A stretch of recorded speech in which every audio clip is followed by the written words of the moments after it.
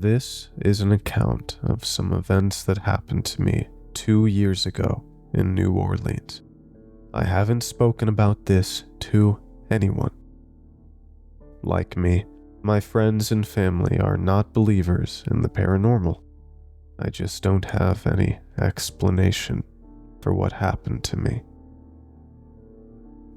A few years ago, I took a series of jobs in hospitality as a way to travel to different parts of the USA. In 2022, I took a position at a small hostel in New Orleans.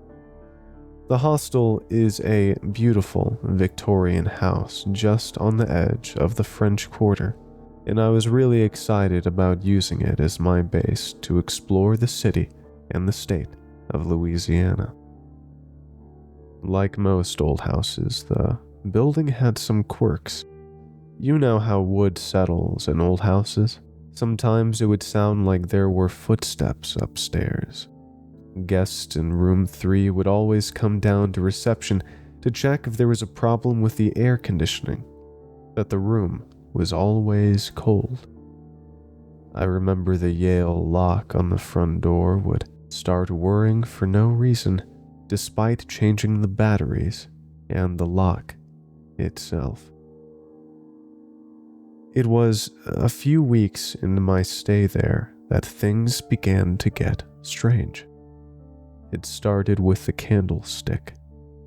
It was autumn, and since the peak season was now done, we decided to deep clean the house, including the top floor, which is not open to guests. I remember reaching up to dust the top of a bookshelf when my hand hit something. There was a sudden crash that made me freak out that I'd broken something. I'd knocked something heavy sounding off the top of the bookshelf, and it had fallen, luckily, into an open cardboard box instead of denting the wooden floors. I looked at it, turning it around in my hand. It was covered in cobwebs, in what looked like rust, but I could see that underneath all that was a beautiful, ornate candlestick. I put my hand up on top of the bookshelf again, feeling around for its pair, but I couldn't find it there or anywhere else around the room. I'm pretty sure I went to look for the other staff right then, wanting to show them this beautiful candlestick and to ask them if they'd seen the other one. I thought it would be good to put them out on display. The first person I came across was a girl I'll call Megan. I showed it to her excitedly, asking if she'd seen the other one, but she just raised her eyebrows and said it was creepy and to chuck it out. I argued that it just needed cleaning up, and I ended up taking it to the bathroom, washing off all the cobwebs and the rusty stuff, which luckily washed off without any difficulty. I never did find the other one, but I found a candle for it and put it on display on the dining room table. Around this time, I started sleeping badly. It wasn't nightmares, exactly. I just never woke up feeling rested. It was like the feeling you get right when you wake up, just after your dog dies or you got your heart broken.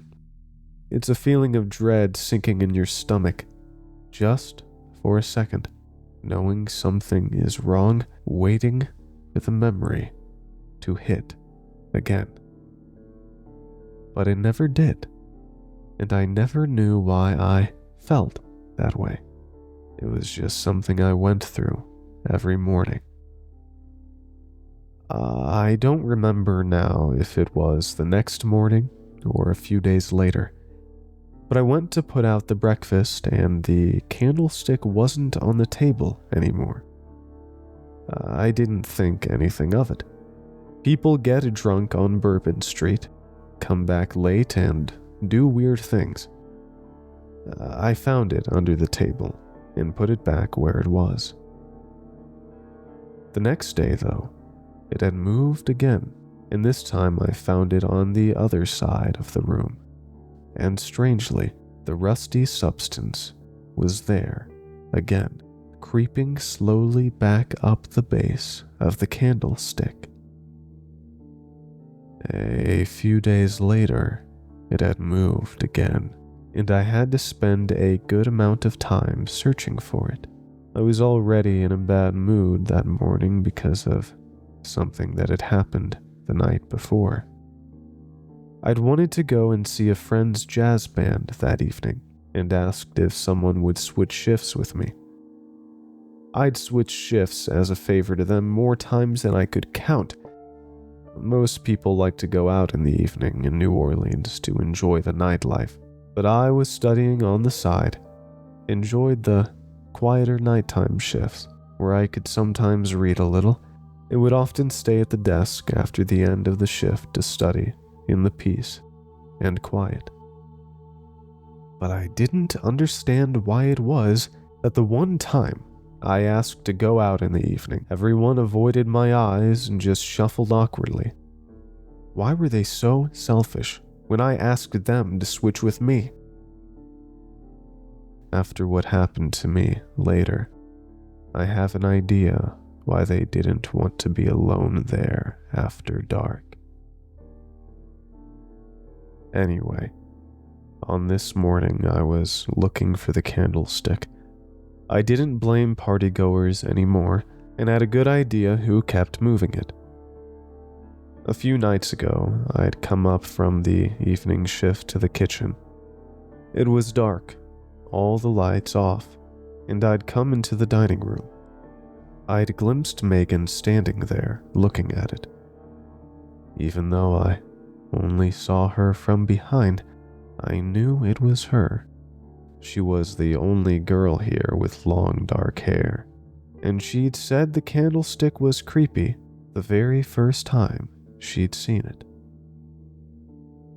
I found it again, this time shoved in the bottom of the storage closet. And when I saw Megan, I confronted her, telling her to stop moving the candlestick. She said she didn't. I was holding it in my hand and felt this consuming rage flow through me. Honestly, a kind of anger way out of proportion to what was happening. It was just for a second, and I came to my senses. She was looking at me with wide eyes. I put the candlestick back on the table. After that, I kept seeing the candlestick in the dining room, and I felt a little embarrassed about almost losing my temper with Megan. I didn't know why she lied about moving it, but I pride myself on being professional, and I didn't feel good about what had happened. I felt guilty every time I looked at it. One day, while cleaning, I randomly moved it into room 4, where I wouldn't walk past it several times a day. I didn't plan on keeping it there, but that room wasn't going to be occupied for a few days. A little while after this, something else happened. One night, I'd finished the evening shift and began studying at the front desk. It was just after 1 a.m. when I heard footsteps in the corridor behind me. I recognized the woman who came into the lobby. She was staying upstairs in one of the dormitories. Due to a missed flight, a party of 4 people who were due to stay in that dormitory had not arrived. They had phoned earlier, telling me they had decided to stay in Fort Lauderdale another week and wanted to reschedule their whole stay. So, this lady was staying alone in what I think was a 5-bed dormitory when I saw her.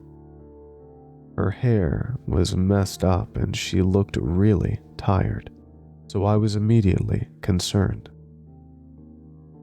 I think I asked her if everything was all right, and she asked me if I could check on the person in the room next to hers, because it seemed like they had been crying for hours. She hadn't been able to sleep because of the noise, and was pretty worried that the person in there was not doing okay. So, I followed her upstairs to knock on the door where she'd heard the crying, taking the keys with me in case I needed to let myself into the room. Next to hers was one of the dormitories. It had 8 or so beds, but tonight, there were only a couple of girls staying there. I stopped outside and raised my hand to knock on the door when she stopped me. She said the crying had been coming from the room opposite her, room 4. Now, I had assumed she meant the dormitory because that room was occupied. Room 4 was not. I told her this, but she seemed certain that the crying had been coming from that room. Right then, there was nothing other than silence and the creaking of an old house. I tried to reassure her that the noise she heard was probably one of the hostel's cats, or another animal. I had heard that there's a kind of swamp rat in Louisiana that can sound like a baby crying, and I've heard foxes in the woods before that sound like a woman being murdered. I'm no stranger to the unsettling sounds wild animals can make, but to put her mind at ease, I decided to check room 4. I opened the door and switched on the light. No one was there. I gave her my reassurances, and she went back to her room. Something else had caught my eye, though. The lampshade on the far side of the bed was torn, and something was on the pillow. I walked around the bed and saw what had happened. On the pillow were some small shards of broken glass, and on the floor was the candlestick. It was as if it had been thrown across the room at the lamp, torn through the fabric of the lampshade, and smashed the light bulb. Something I probably should have mentioned. Megan had returned to her home county before I took the candlestick in this room. I had a bad feeling right then that it had never been her moving it. I didn't see much of that woman over the next couple of days, up until one morning I was working reception. I heard the sound of suitcase wheels and quick footsteps coming down the tile corridor. It was her, the woman who had heard the crying, saying she wanted to check out. She still had 3 nights left on the reservation, so I asked lightly if there had been a change of plan. She just shook her head, and when I looked at her face, she looked pale, with dark circles under her eyes as if she hadn't slept. I tried asking if there was a problem with the room or anything we could do to help her enjoy her stay, but she shoved the keys in me and was gone. Once she left, I went up to her room. I wondered what had made her act so weird. I checked all over the room, but I never found out. A few days later, room 4 was booked, and I meant to take the candlestick back to the dining room. Instead, I put it in the cleaning caddy, forgot about it, and it made its way downstairs with me. Rather than take it back upstairs, I decided to take it to my room and return it to its spot tomorrow. Something happened that night that almost made me leave the hostel. Even writing about it now makes me feel uncomfortable. I woke up that night to the sounds of someone moving around in my room I was still half asleep and thought I was dreaming, but in a way I can't describe. I knew somehow that those noises weren't coming from inside my mind. They were coming from somewhere in the room. I heard footsteps, rustling, and then finally the feeling of someone or something sitting down on the bed. I remember the weight of it, the way it depressed the mattress, and somehow I just knew that whatever it wasn't human. I kept as still as I could, but my heart was beating so hard, I was sure that whatever it was would hear it. It seemed to sit there for a long time while I lay there, too afraid to move, my every nerve attuned to it. After a time, I felt the bed move again, and it was gone.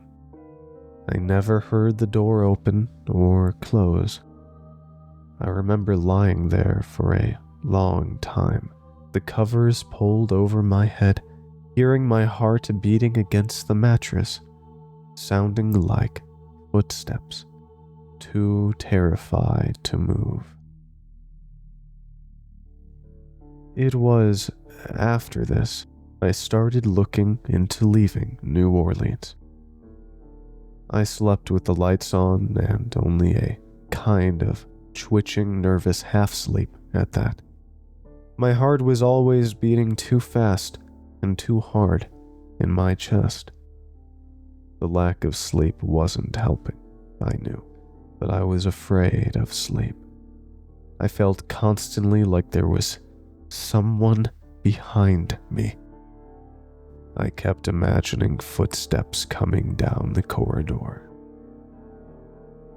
One morning, another staff member went to start their shift, and the keys were gone. This irritated me because there were 3 sets when I'd finished my shift the night before. I can't explain why this angered me as much as it did. I'm not usually quick to anger, but I just felt that rage building inside me again, in the sense of being so deeply wronged. Looking back, I'm pretty sure no one made any accusations against me or anyone else, but I just felt everyone was accusing me of having lost them because I was on shift the previous night. I started demanding to view the cameras to see who had taken the keys. I think everyone just wanted to calm me down, so the manager went and got the laptop and brought up the video feed. We found last night's footage. There was me, getting everything done, 3 sets of keys hanging up. Me turning off the light and leaving. We started skipping through the footage until we saw the door open again at 1:33 a.m. That's when I saw the worst thing I'd ever seen. Myself. I saw myself enter the lobby, take the keys off the wall, and head down the corridor. There's a sick horror I can't describe in seeing yourself doing something you have no memory of doing.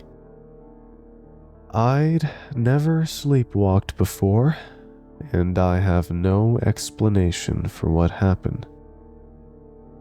Thankfully, since I left, I haven't had anything weird happen. I've been able to move on with my life and think about it less and less.